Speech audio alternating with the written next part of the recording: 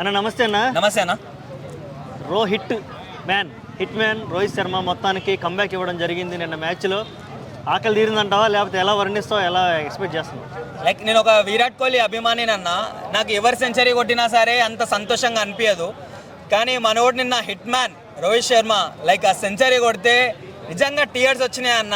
ఏదైతే ఇంతకుముందు WTCలో మనోడికి లైక్ చాలా మంది ఎట్లా చెప్పాలంటే మనోళ్ళు కాదు బయటోళ్ళు అన్నారంటే ఓకే, మనోళ్ళే లైక్ ఏజ్ అయిపోయింది, లైక్ ఇంకా కంట్రోల్ చేయలేడు అది అని చెప్పేసి అవులా మాటలన్నీ మాట్లాడారు. కానీ రోహిత్ శర్మ సెంచరీతోని ప్రతి ఒక్కరికి ఏమంటారు బుద్ధి వచ్చిందని చెప్పేసి కంపల్సరీ అనుకుంటా. సో ఫామ్ అనేది టెంపరీ బ్రో, క్లాస్ అనేది పర్మనెంట్, అర్థమవుతుందా? సో రోహిత్ శర్మ అంటే చాలా చాలా చాలా ఒక విరాట్ కోహ్లీ లైక్ ఎన్ని మ్యాచెస్ గెలిపించిండో రోహిత్ శర్మది కూడా ఒక చేతి ఉంది దాంట్లో. సో మీరు అనవసరంగా ఏజ్ అయిపోయింది, మీ ఇంట్లో మీ డాడీకి ఏజ్ అయిపోతుంది, మీ మీద ప్రేమ తగ్గుతుందా బ్రో? అట్లనే రోహిత్ శర్మకైనా విరాట్ కోహ్లీకైనా ఎవరికైనా ఏజ్ తగ్గొచ్చు బ్రో, కానీ క్రికెట్ మీద లవ్ అనేది చచ్చిపోదు, అర్థమవుతుందా? అన్ని మాటలు మాట్లాడారు, లైక్ ఒక నెక్స్ట్ జనరేషన్కి మనం ఛాన్స్ ఇవ్వాలి అది అని చెప్పేసి మాట్లాడారు. మరి నిన్న ఎవడు మాట్లాడేది ఏంది బ్రో? అసలుకి మాటలు రావడం లేదు, అసలుకి మాటలు పడిపోయినాయా? రోహిత్ శర్మ అంటే నిన్న చూపించింది కదా, ఆయన ముంబైని ఎన్నిసార్లు కాపాడుకుంటూ వచ్చిండు. ముంబైని కాదు 5 times కాపాడుకుంటా ఛాంపియన్షిప్ తీసుకొని వచ్చిండు. అప్పుడు కనిపించలే, మన వరల్డ్ కప్ తెచ్చిండు, కనిపించలే. ఏదైనా సరే ఆయన సెంచరీ కొట్టినా సరే ఏదైనా సరే నేను చెప్తున్నాను విరాట్ కోహ్లీ అభిమానిగా, లైక్ ఆయన కెప్టెన్షిప్ కూడా ధోని కన్నా నెక్స్ట్ లెవెల్ ఉంటుందన్న.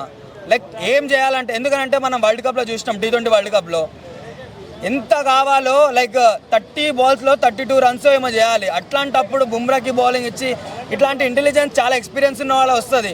కానీ ఎదవలో మాట్లాడతారు, ఎట్లా ఆయన టైం అయిపోయింది, ఆయన ఏజ్ అయిపోయింది అని చెప్పేసి. మరి నిన్న సెంచరీ కొట్టిండు, మరి మీ ఇంట్లో కొట్టిరా లేకపోతే రోహిత్ శర్మ కొట్టిండా? ఎవడు మాట్లాడాడు? సో హేటిజం వద్దన్న. ఇగో చూడు, సినిమాలలో చూసుకుంటే మీ హేటిజం అట్లనే ఉంటుంది, క్రికెట్లో చూసుకుంటే ఒక మన ఇండియన్ మనం అనుకోవాలి.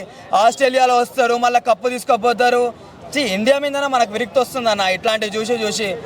మనోళ్ళు కొట్టినా కొట్టకపోయినా మనోళ్ళ ఇంకలా నిలబడడం నేర్చుకోండి, అర్థమవుతుందా? రోహిత్ శర్మ సెంచరీ కొట్టినప్పుడు రోహిత్ శర్మ ఫ్యాన్ని, విరాట్ కోహ్లీ సెంచరీ కొట్టినప్పుడు విరాట్ కోహ్లీ ఫ్యాన్ని, లేకపోతే స్టీవ్ స్మిత్ గారు కొడితే వాన్ ఫ్యాన్ని, ఇట్లా చెప్పేసుకోవడం బంద్ చేసుకోండి, అర్థమవుతుందా? లేకపోతే మీ ఆధార్ కార్డులో అవన్నీ డీటెయిల్స్ మార్పించుకొని ఆస్ట్రేలియా కన్నా పోండి, అంతే. ఒక రోహిత్ శర్మ ఫ్యాన్గా లేకపోతే విరాట్ కోహ్లీ ఫ్యాన్గా చెప్పాల్సింది ఒకటే, వీళ్ళందరూ 11 మంది కలిస్తేనే ఇండియా టీం ఏదన్నా చేయగలదు, అర్థమవుతుందా? అట్లాంటిది ఒక్కటి బాగా ఆడకపోతే విమర్శించడం చాలా చండాలం. అది కంపల్సరీ మన వరల్డ్లోనే ఇండియా అంత బెస్ట్ టీం ఏది లేదన్నా. సో ఆల్వేస్ ఇండియాతోనే ఉంటాం.